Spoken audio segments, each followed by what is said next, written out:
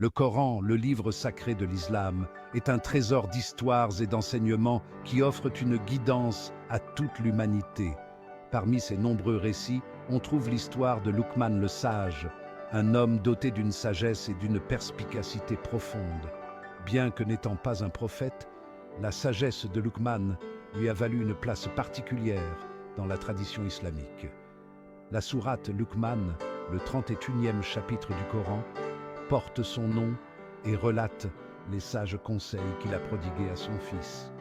Ces conseils intemporels, enracinés dans la foi, la moralité et le pragmatisme, continuent de résonner auprès des gens à travers les cultures et les générations. L'histoire de Luqman témoigne du pouvoir de la sagesse et de sa capacité à transcender le temps et l'espace.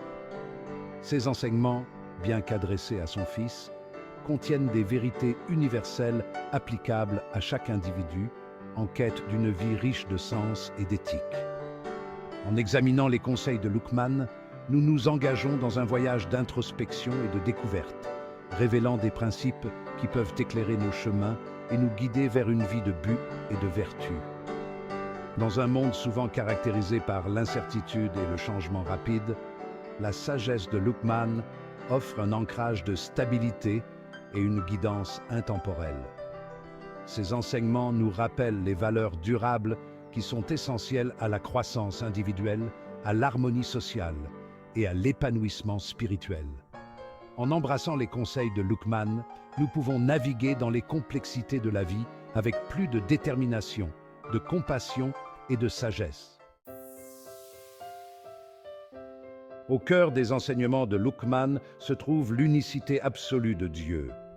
Il met l'accent sur ce principe fondamental de l'islam, exhortant son fils à n'adorer que Dieu et à éviter de lui associer des partenaires.